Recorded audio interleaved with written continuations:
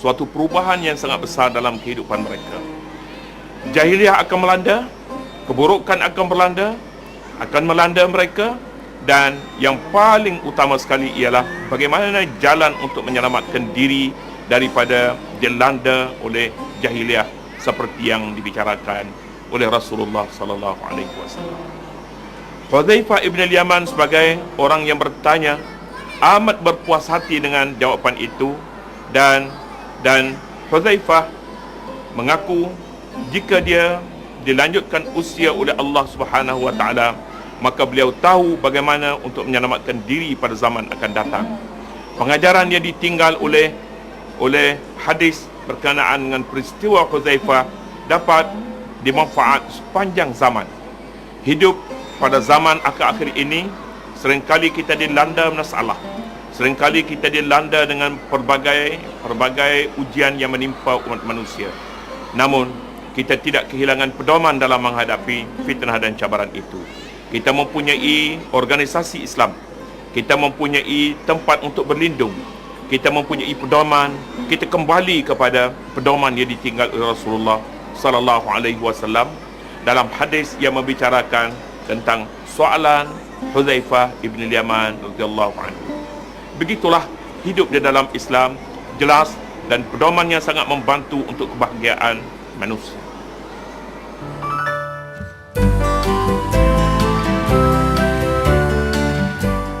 Umat Islam harus keluar dari kemelut yang membelenggu ini agar kehidupan yang sewajarnya sentiasa berpedoman ini tidak menjadi sia-sia belaka dan berakhir dengan manusia kembali ke zaman jahiliah seperti sebelumnya. Tiada siapa yang dapat menafikan kepentingan ilmu kerana ianya adalah sumber bagi segala sesuatu. Di planetarium ni banyak yang boleh kita pelajari dan dalami. Dan masih ingat, telinga, mata, hati.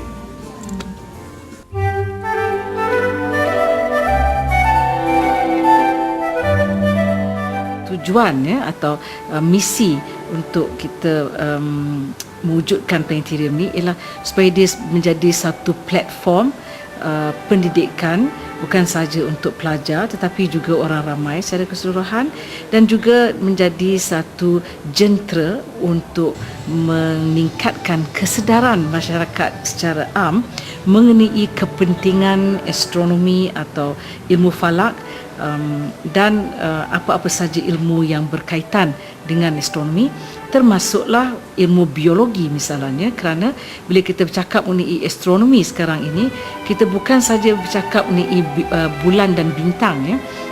Sekarang kita bercakap mengenai apakah kehidupan yang wujud di luar dari bumi ini. Kenapa kita menghantar probe kita di Marikh misalnya? Tujuan dia bukan saja untuk mengkaji geologi planet Marikh, tetapi sama ada kehidupan pernah wujud di Marikh. Jadi ini adalah antara perkara-perkara yang kita bangkitkan, yang perlu kita didik orang ramai, dan mereka perlu mempunyai kesedaran mengenai isu-isu seperti ini. Kita juga ada fasiliti atau kemudahan yang bertaraf antarabangsa di situ untuk pendidikan dan kesedaran umum. Kita juga berhasrat untuk membina Balai Cerap Negara di Langkawi, dan kami sedang membina pun Balai Cerap ini. InsyaAllah pada tahun hujung ini teleskop tersebut akan melihat cahaya untuk pertama kalinya. Dan teleskop kita ini kita buatkan supaya dia dapat diakses melalui internet dari mana-mana sahaja di dunia. Kami juga telah ke Antartika untuk meletakkan kamera yang akan memberi kita gambaran apakah rupa langit di Antartika. Kamera ini menyebarkan gambar itu secara live dari Antartika. Pada masa yang sama, saya meletak kamera yang serupa di Langkawi yang berada di Khatulistiwa. Jadi pada masa yang sama, sesiapa saja akan melihat secara live kalau datang ke website kami, melihat secara live apakah langit yang dapat dilihat dari Khatulistiwa dan langit yang dapat dilihat dari Kutub Selatan yang amat berbeza sekali. Ya, ini orang ramai tak sedar, mereka rasa langit di Antartika itu sama je agaknya dengan langit di Malaysia. Tidak, ya. Tapi dengan adanya website kami itu dan kamera live itu, pelajar dan orang awam akan melihat secara langsung. Mereka akan lihat sendiri betapa bezanya dua langit itu.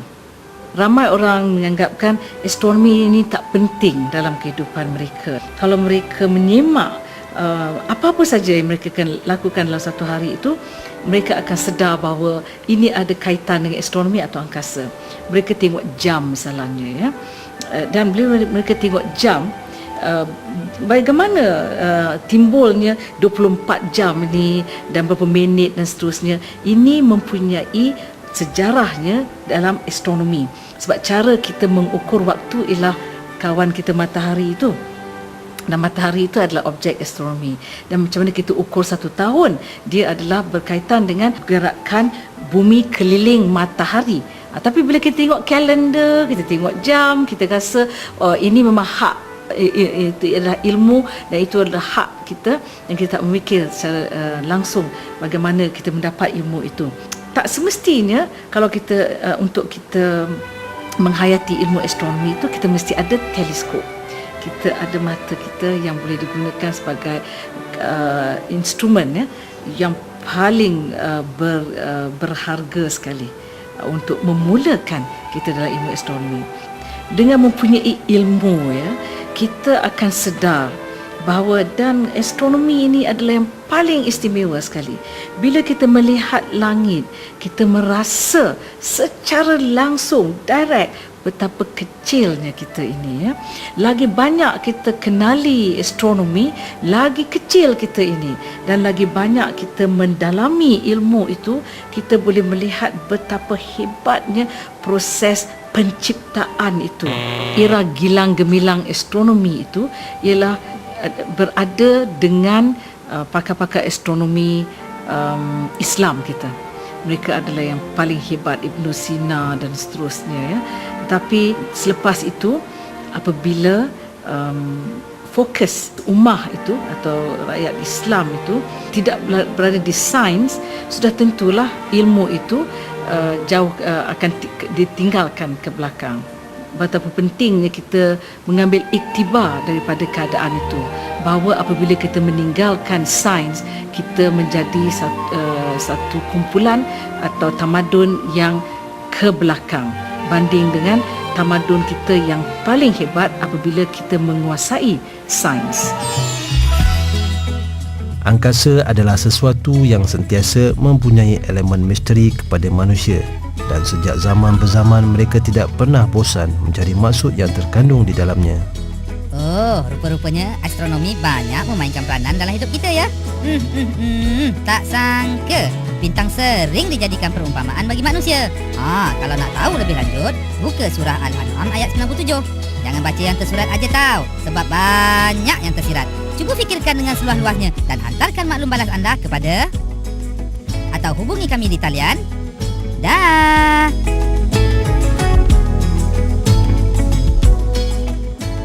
Jika kita mahu terus dilimpahi dan diterangi dengan cahaya dan rahmat Allah, marilah kita sama-sama melaksanakan apa yang disyariatkan kepada kita dan berpesan antara satu sama lain. Sehingga kita berjumpa lagi. Saya Muzaffar Muhammad, Islam dalam Sabda. Satu masa yang telah silam, tak dapat diambil kembali. Melayu masyhur serata alam, Hidup mewah gagah sekali.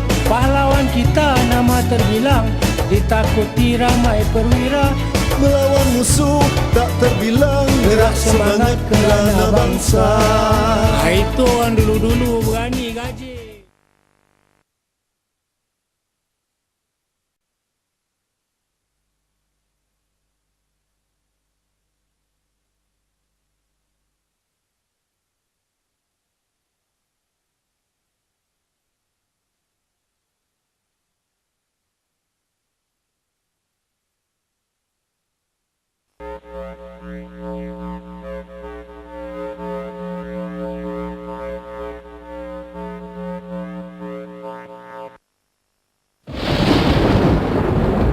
dari zaman ke zaman.